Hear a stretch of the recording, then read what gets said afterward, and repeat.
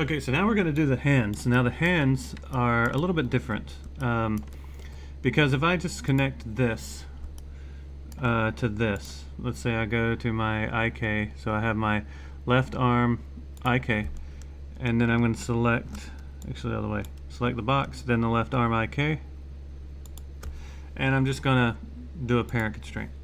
Alright, so now if I start moving this thing around,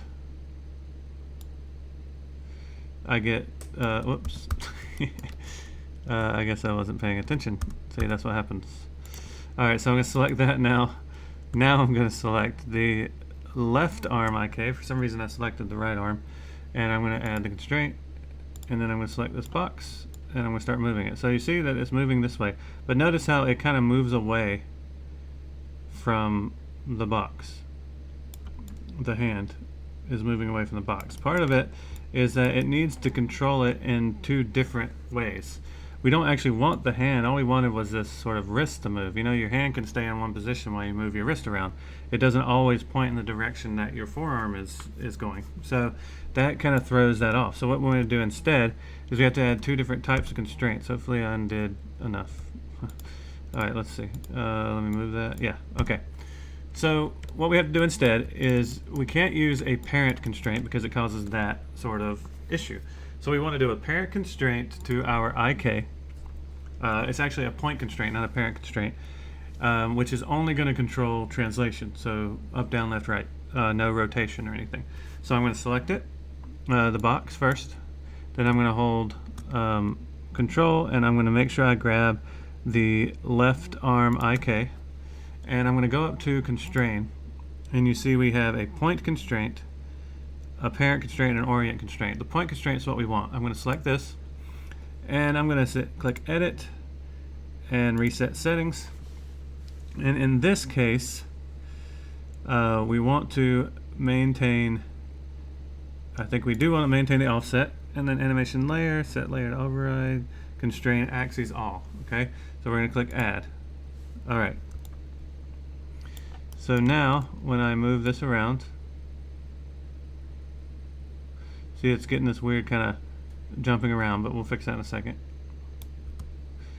And then let's make sure that, well, let's make sure when I move this, that my pole vector still works. It does. Alright, it's just a quick check to make sure. Okay, so that should work. And then what else? Then now that we have that selected, we're going to grab the hand joint, not the IK. Alright, so we're going to grab the box first, the hand box, and then we need this joint right here. So this is the wrist joint. I'm going to hit Q just to get rid of the manipulator. I'm going to hold shift, and I'm just going to select the wrist if I can. I think I selected the IK. So let's grab that, hold shift, there we go. Make sure you're selecting the joint and not the IK. You'll know if you have the IK selected because you'll see the line go into the pole vector. That's how you know. So just make sure that's the joint that you have selected, and then you're going to go to constrain, orient, and this one always gets me. Sometimes it's either you leave it on or off. We're going to find out in just a second. So I'm going to leave it to constrain all. Let's reset the settings first, and we're going to leave everything at default, and we're going to click add, and then I'm going to undo that. Okay, so let's do that one more time. So it has it selected. I'm going to go to constrain, orient, settings, turn maintain offset on, and then click add. There we go.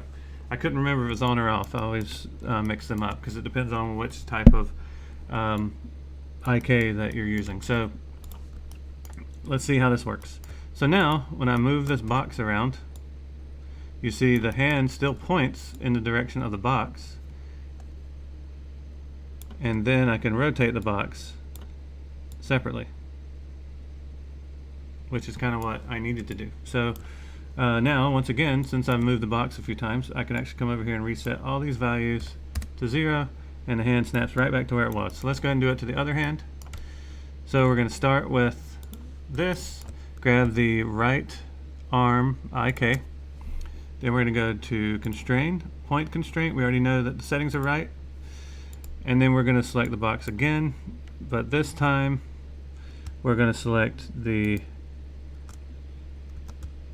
wrist. If I can do that without selecting that stupid. There we go. Alright, so with it selected, constrain, orient. And then just to double check, we should be able to move this around and rotate it independently. Cool. Alright, so I'm going to reset all these to 0. Make sure you don't reset any of your scales to 0 because that will throw everything off. So that was our hands. So that's it for that.